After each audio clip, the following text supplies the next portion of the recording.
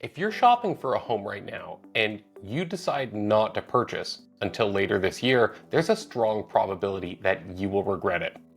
In today's market report, I'm going to explain why the summer of 2025 might actually be the best buying opportunity we've seen in Victoria for several years. I'm Sean P, and I'm a real estate agent living in Victoria, BC. On this channel, I make videos to help people understand how to better navigate our market. Now, if you're new to the channel and you haven't already, please like and subscribe so you don't miss anything else that I have coming up. And if you have plans involving real estate, I'd love to talk with you about them. You can use the link in my description to book some time with me and we'll jump on a call. Okay. But now I want to unpack what's going on our market because it's actually a really interesting moment and no one's really sure what's going to happen next. I'd like to start by giving you a little bit of context as to what our market is doing right now. And essentially, our market is highly active at the moment. We're sitting on a really nice amount of inventory. We have lots of homes for sale on the market, and we're also seeing those homes being absorbed at a really high rate. So to finish the month of July, we round out with 3,700 plus homes on the market and 680 of them having been sold during the course of the month. And those are both really high numbers. So we have a lot for sale and we're also transacting at a high level. What's interesting is that when we do the math, this balances out to 5.4 months of inventory, slightly up from our last market report if you've been following along. We are still very close to the tipping point where this could turn into a buyer's market. In fact, if we had allowed inventory to grow to 4,000 instead of 3,700, or if we'd only sold 620 homes instead of 680, that would have put us into the 6 months of inventory range, which is where the balance of favor in negotiations would start to feel it was tipping a little bit more towards the buyers.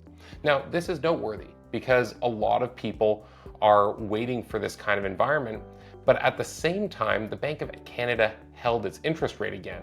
Now, I know a lot of people would presume that a lowering of an interest rate would have spurred activity, and that's absolutely true, but the reality is that we might not see them go much lower, and a lot of Canadians have been watching and waiting for some kind of a signal from the Bank of Canada that we've hit the bottom of where rates will go.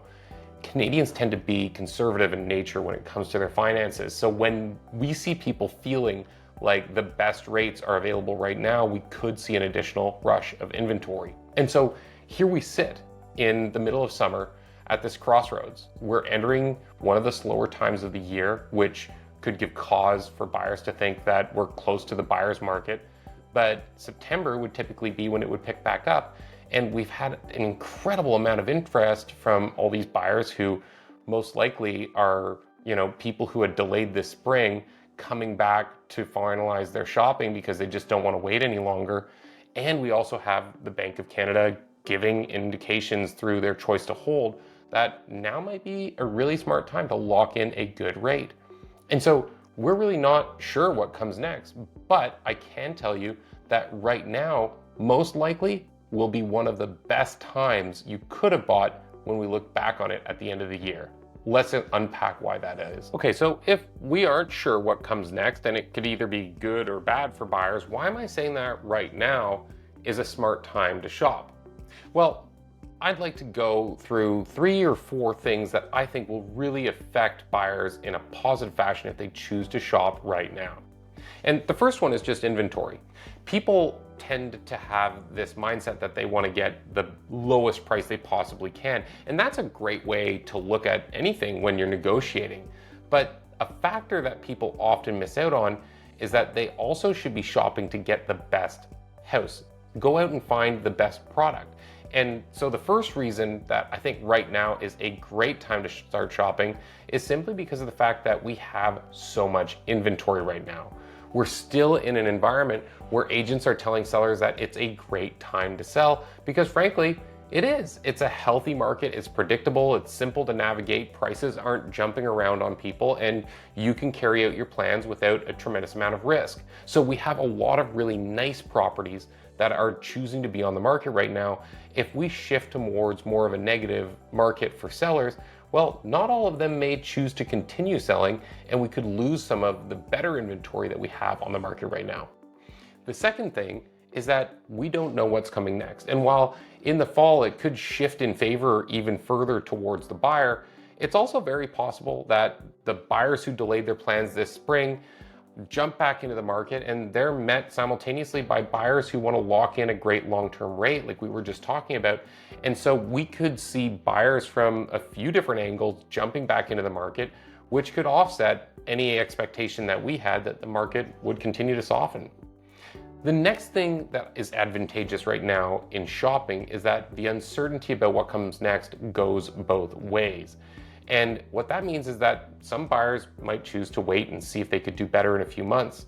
But there's also sellers on the market right now who might be open to stretching what they would accept further than you might think. There's sellers who have their home on the market who are having this exact conversation, and they're saying, I don't want to take the risk of waiting another 2 months and seeing the market soften. So if I can get a buyer right now, I'd probably be willing to work with them on favorable terms, and that might mean that you could get tomorrow's pricing today, or at the very least negotiate in a way that gave you greater flexibility for whatever else is involved in your plans. The last thing that I think is really important for people to think about is that it's not just about timing the market. Right now, we are very close, if not at or past the bottom of how low our market will go. We've seen really great prices over the course of the past few years for some really beautiful properties in Victoria. And even if properties do go down a little bit more, it's important to remember that you should be shopping to get the best home.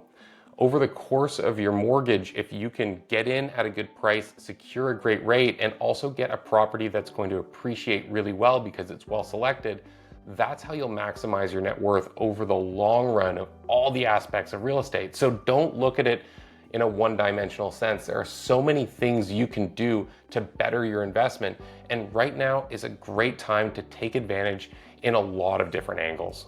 So there you have it.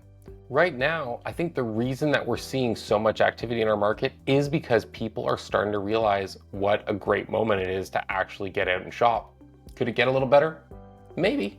But it could also become more expensive as people offset the balance that we currently have the ability to enjoy. If you're considering selling your home, we're also in a position where, fortunately, it's predictable. Prices still remain flat. You will have to be smart about where you position your home price-wise, and homes that show well are getting a lot more attention, so the energy you put into prep work is going to be really important. But this is a very navigable market, and regardless of what side of the transaction that you're on, if you have the right strategy, you can really put yourself in a good position for the years to come. And I hope that you're open to doing that, because I've seen a lot of people wait only to miss out and feel like they probably could have done better. Okay, well that's it for this one. It's a simple one. Things are still remaining pretty straightforward while we wait to see as the favor continues to balance back and forth. If you have questions about your plan, as always, reach out to me. You can use the link in the description to do that.